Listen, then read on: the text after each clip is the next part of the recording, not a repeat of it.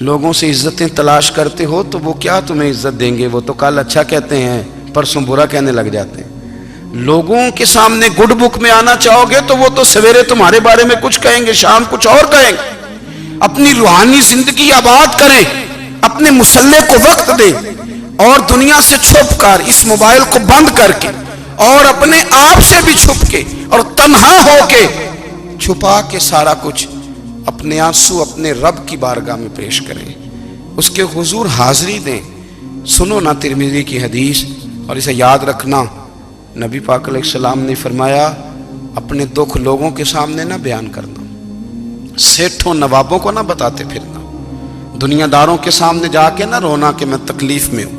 فرمایا اگر دنیا داروں کو دکھ بتاؤ گے رب تمہیں کبھی غنی نہیں کرے گا۔ اور لوگ ہیں کہ الٹا مذاق اڑائیں گے آپ کی، جس سے بڑی پکی یاری ہے نا، پکی، وہ تب تک پکی ہے جب تک آپ نے 50,000 مانگا نہیں، اور جس وقت آپ نے کہہ دیا کہ میں مجبور ہوں میری مدد کر، تو پھر ختم ہو گئی دوستی۔ لوگوں کی تعلقات آپ کے ساتھ تب تک ہیں جب تک آپ ان سے کوئی ضرورت وابستہ نہیں کرتے۔ کریم محبوب فرمانے لگے بندوں کے سامنے دکھ نہ بیان کرنا، اللہ تجھے کبھی غنی نہیں کرے گا۔ تو اپنے دکھ اپنے رب کو بتا، تو دعائیں مانگ، تو اس کی بارگاہ میں حاضر ہو، تو اس کے حضور عرض کر۔ فرمایا اپنے دکھ اپنے رب کو بتا، وہ جلدی کرے یا دیر سے کرے تجھے ساری دنیا سے بے نیاز کر دے گا، تجھے کسی کا محتاج نہیں رہنے دے گا۔ اپنے مسلح کو، اپنی دعاؤں، ایک بزرگ فرماتے ہیں میں نے دعا مانگنے کا طریقہ اپنی بیوی سے سیکھا، دعا مانگنے کا طریقہ اپنی، سیکھنے والے تو اپنے بچوں سے بھی سیکھ لیتے ہیں، سیکھنے والے تو ہر ایک سے سیکھتے ہیں۔ وہ کہتے ہیں میں نے دعا مانگنے کا سلیقہ اپنی بیوی سے سیکھا ہے۔ حضرت وہ کس طرح؟ فرمانے لگے میری بیوی نے نا مجھے کوئی کام بتایا، کچھ پیسوں کی ضرورت کے لیے کہا، تو میں نے اسے کہا کہ بھئی ابھی میرے پاس نہیں ہے، کچھ دنوں میں آتے ہیں تو میں دے دوں گا۔ عورتوں کی عادت ہوتی ہے وہ بار بار یاد کراتی ہیں، 2-4 دنوں کے بعد پھر اس نے کہا حضرت وہ میں نے کہا تھا کچھ پیسے، میں نے اسے کہا کہ ابھی میرے پاس نہیں ہے، کچھ دنوں میں ملتے ہیں تو میں تمہیں دے دوں گا۔ اس نے کچھ دنوں کے بعد پھر کہا حضور وہ میں نے کچھ پیسے کہے تھے۔ فرماتے میں نے ڈانٹ دیا، میں نے کہا کہ کیا تو روز مجھے شرمندہ کرتی ہے، کہا نا میرے پاس نہیں ہے، ہوں گے تو دے دوں گا، تو روز یاد کراتی ہے۔ فرماتے ہیں اس نے پہلے تو میری ڈانٹ کو سہا، پھر میرے سخت جملوں نے اس کی آنکھوں میں آنسو پیدا کر دیے، پھر اس نے اپنے آنچل میں اپنے اس دکھ کو سمیٹا، اور پھر اس نے ایک جملہ کہا تو میں رو پڑا، اور مجھے اپنے رب سے مانگنے کا طریقہ آ گیا۔ مجھے کہنے لگی حضرت جی آپ نے ڈانٹ دیا میں نے سہ لیا، پر آپ ہی میرے شوہر ہیں، بتائیں نا آپ سے نہ کہوں تو میں کس سے جا کے کہوں۔ فرماتے ہیں میں رو پڑا، اور میں کھل کے رویا، اور میں تڑپ کے رویا، اور پھر میری سسکیاں بند گئیں۔ تو مجھے کہنے لگی آپ کو کیا ہوا؟ میں نے کہا مجھے بھی دعا مانگنی آ گئی ہے، جب میں اسے کہوں گا نا اللہ تو ہی میرا رب ہے، میں تجھ سے نہ کہوں تو میں کس سے جا کے کہوں؟ میں کیوں کسی بندے سے سوال کروں؟ میں کیوں کسی دنیا دار سے کہوں؟ میں تیرے بندوں کا، نیک بندوں کا وسیلہ لے کے، تیرے محبوب کی غلامی لے کے تیری بارگاہ میں آیا، تجھ سے نہ مانگوں تو کس سے مانگوں؟ سمجھ آ گئی ہے؟ جب میں اس رنگ میں مانگوں گا تو پھر رب میرے اوپر بڑا ہی فضل فرمائے گا، وہ میرے اوپر بڑی رحمت کرے گا، وہ میرے لیے آسانیاں کرے گا۔ عزیز دوستو ہم اس طرح کرنے لگ گئے ہیں کہ ہم نے نا اپنے تعلقات پر اعتماد کرنا شروع کر دیا ہے۔ میرے تعلقات بہت ہیں، ہم نے اپنی دولت پر اعتماد کرنا شروع کر دیا ہے، میرے پاس دولت بہت ہے۔ ہم نے اپنے علم پر، اپنی شہرت پر اعتماد کرنا شروع کر دیا ہے کہ میرے پاس فلاں چیز بہت ہے۔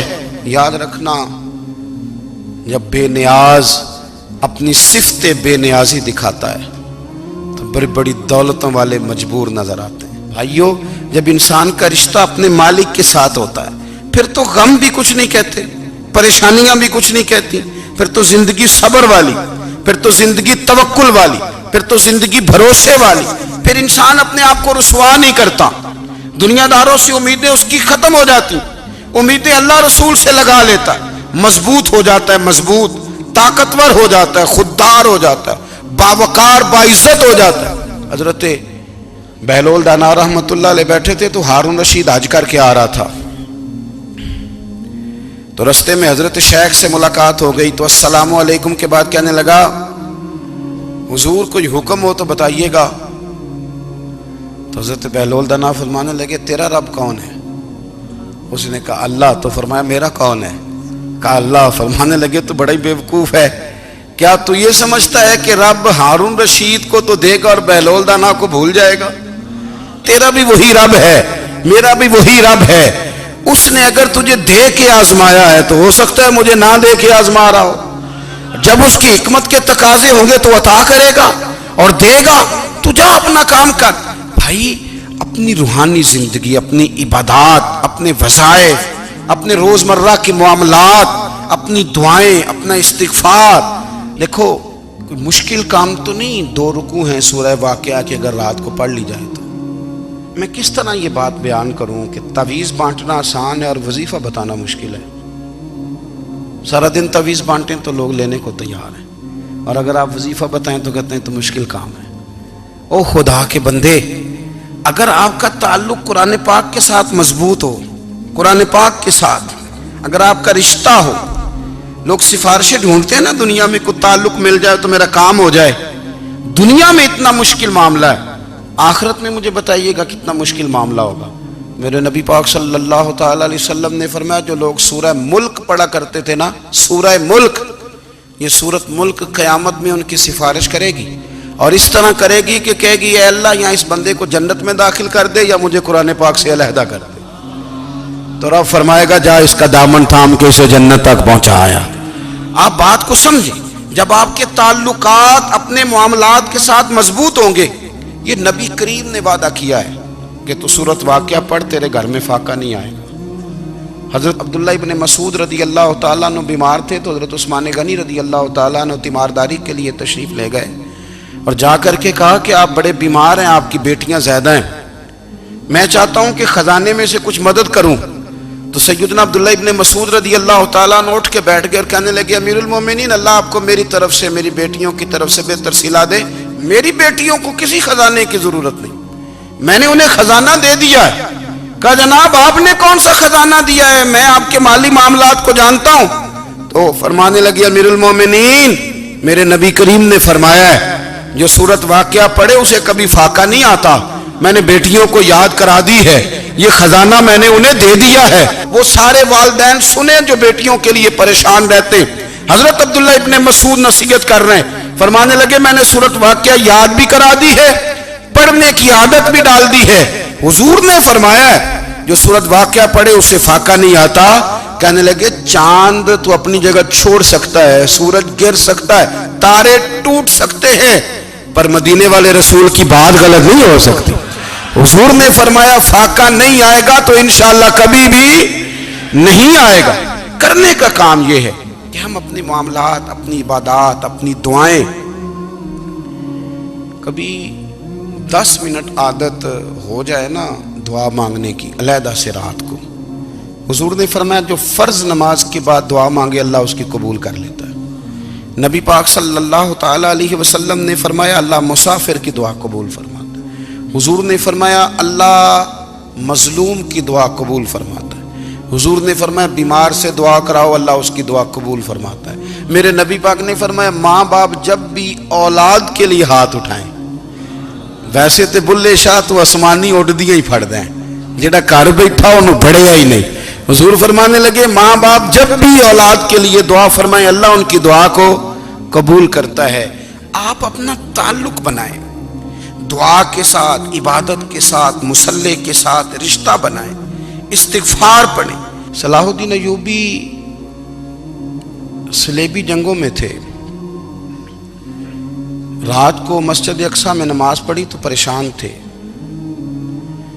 ایک بزرگ سے ملاقات ہوئی تو وہ کہنے لگے کہ آپ بڑے پریشان ہیں. کہنے لگے حضور پریشان اس لیے ہوں کہ پہلے ہی مسلمان کمزور ہے، اب میں نے سنا ہے دشمن کا ایک بحری بیڑا وہ جنگی سامان سے بھرا ہوا آ رہا ہے، تو اب ان کے پاس اور تلواریں اور نیزے آ جائیں گے، مسلمانوں کے پاس پہلے ہی وسائل کی کمی ہے، پریشان ہوں کس طرح کر کے مقابلہ کریں گے.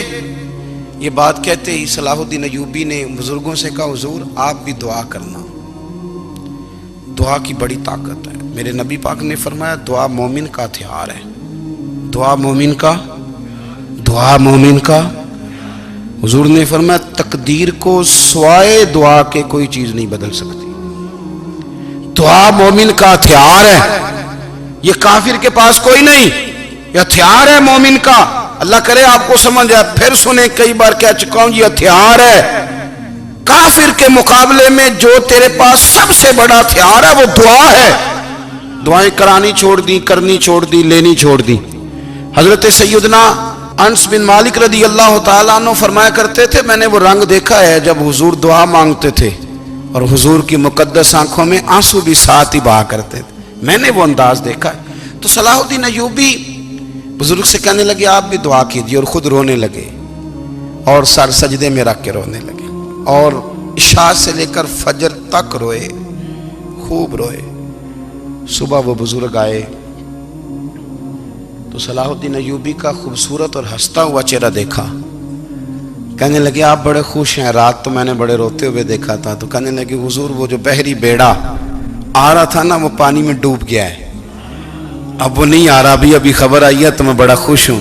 بزرگ کہنے لگے اٹھ سینے سے لگ اور سن ایک بات، وہ بحری بیڑا پانی میں نہیں ڈوبا، وہ تیرے آنسوؤں میں ڈوب گیا ہے۔ وہ جو تو رات رویا ہے نا رب کریم کی بارگاہ میں تو وہ ڈوب گیا ہے۔ حضرت عائشہ صدیقہ رضی اللہ تعالیٰ عنہ فرماتی ہیں ایک عورت تھی اور اسے نبی پاک صلی اللہ تعالیٰ علیہ وسلم نے نا وہ کلمہ پڑھ کے مسلمان ہوئی، مدینہ طیبہ آ گئی تو حضور نے مسجد نبوی شریف میں اس کے لیے مکان، ایک سادہ سا کمرہ ساتھ مسجد کے بنوا دیا، وہیں رہنے لگی۔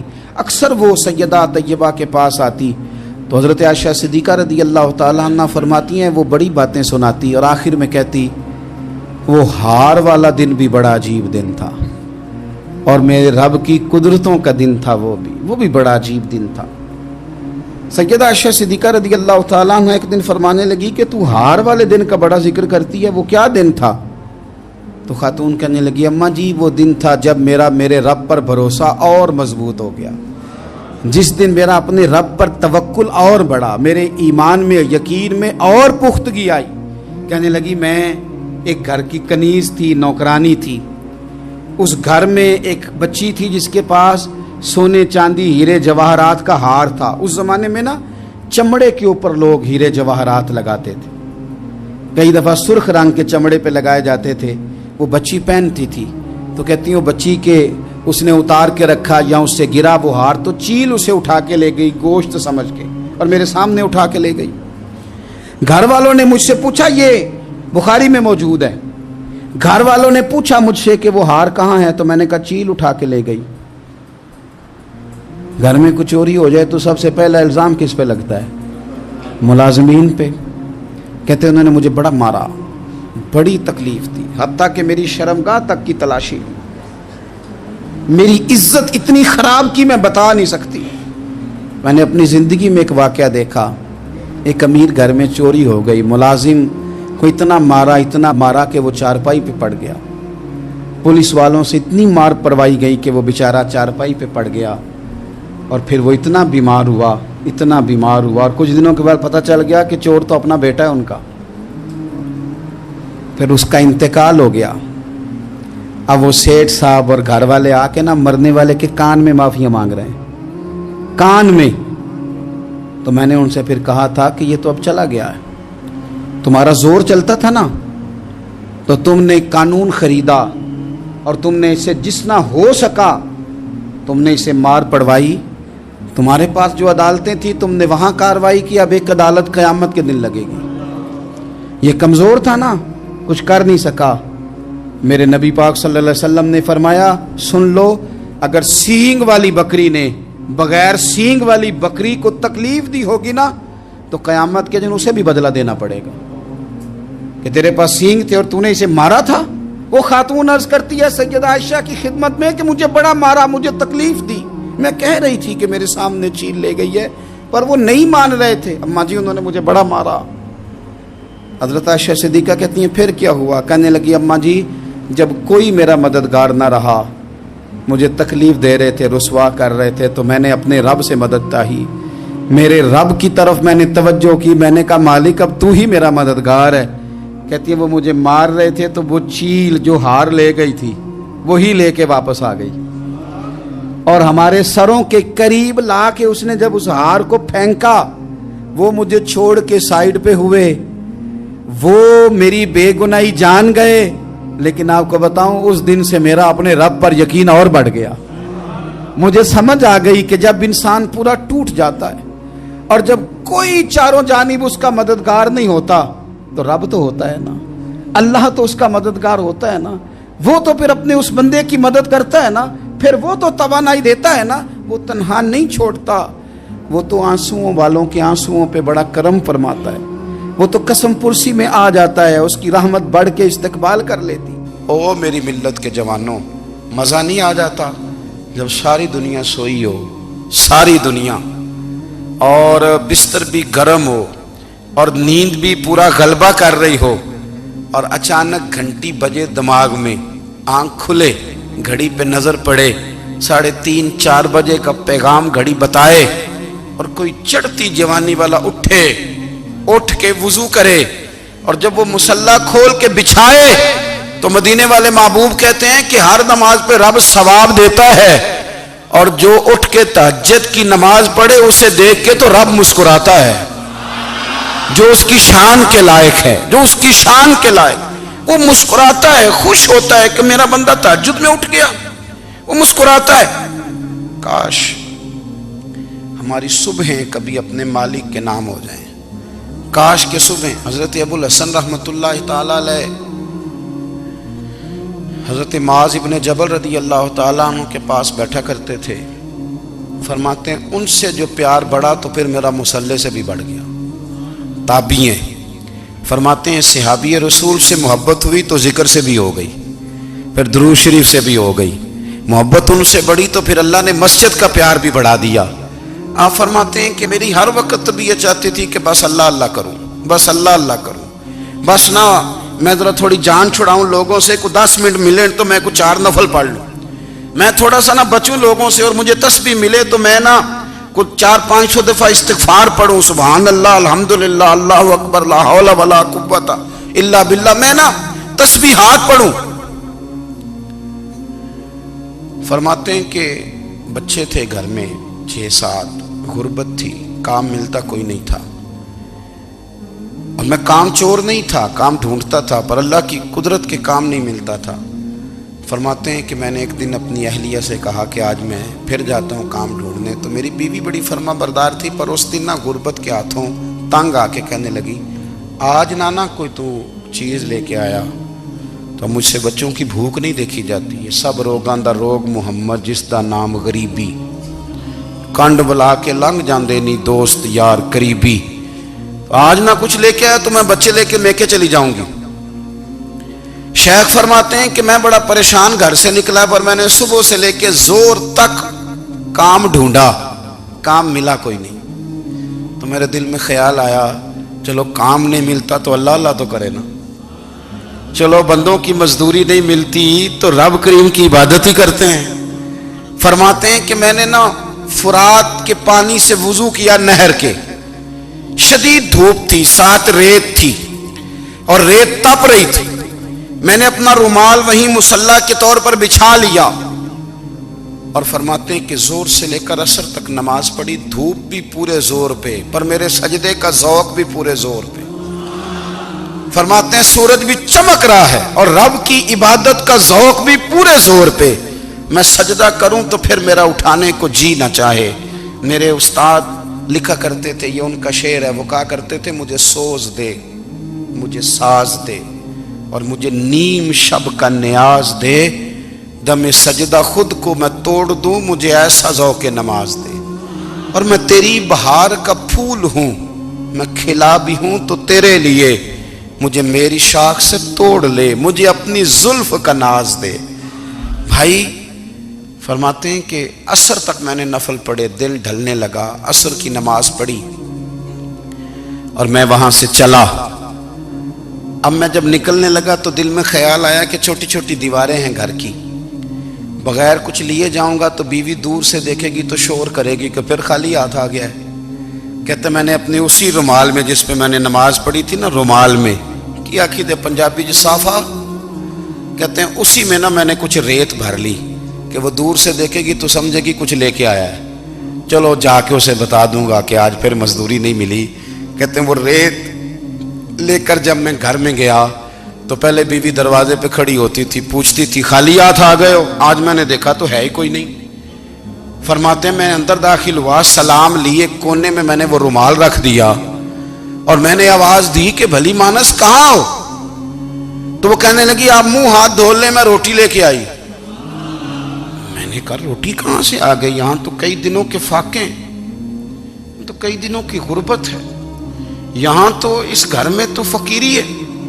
فرماتے ہیں کہ وہ روٹی لے کے آئی اور اس وقت کی جو موجودہ نعمتیں تھیں، سمجھ لیں سلاد، اچار، ہر چیز ساتھ لائی۔ میں نے کہا کہ بچے کہاں گئے؟ کہنے لگی وہ کھانا کھا کے کھیلنے گئے، آپ کھانا کھا لیں آ جاتے۔ کھانا اس نے چن دیا۔ میں نے حیرت انگیز لہجے میں ساری نعمتیں اپنے دسترخوان پہ دیکھ کر کے بیوی سے پوچھا یہ کہاں سے آیا کھانا؟ بچوں کو تو نے کہاں سے کھانا کھلایا؟ یہ سارا کچھ کیسا ہے؟ تو کہنے لگی پتہ نہیں آج آپ کس کریم کی مزدوری کرنے چلے گئے تھے، پتہ نہیں کس کریم کی، میرے گھر میں تو اتنی نعمتیں آئی ہیں کہ مجھ سے سنبھالی نہیں جا رہی، اتنا اناج ہے، اتنا گندم ہے، کس کریم کے دروازے آج چلے گئے تھے؟ یہ کہتے کہتے وہ اٹھی اور اٹھ کر کے کہنے لگی پہلے بڑا کچھ آیا تھا، اب کیا لے آئے ہو؟ اور جا کر کے نا اس نے وہ ریت والا رومال کھولا، کہنے لگے میں تو لے کے آیا تھا ریت، تو میرے رب نے اسے بھی سونے اور ہیرے بنا دیا تھا۔ جب آپ کی توجہ اللہ کی جانب، میرے نبی پاک صلی اللہ تعالی علیہ وسلم نے فرمایا ہر چیز اپنے رب سے مانگ، ہر چیز مانگ، ہر چیز مانگ۔ یا رسول اللہ کیا کچھ؟ میرے محبوب نے فرمایا تیرے گھر میں نمک بھی ختم ہو جائے تو وہ بھی اپنے رب سے مانگا کر، تو مانگنا وہ تجھے دے گا، تو اس کی بارگاہ میں کشکول طلب دراز تو کرنا۔ اور ترمذی شریف میں عجیب لفظ ہے، رسول کائنات نے فرمایا، رب کریم فرماتا ہے جب میرا بندہ ہاتھ اٹھاتا ہے نا تو مجھے حیا آتی ہے کہ میں خالی کیسے لوٹا دوں اس کے۔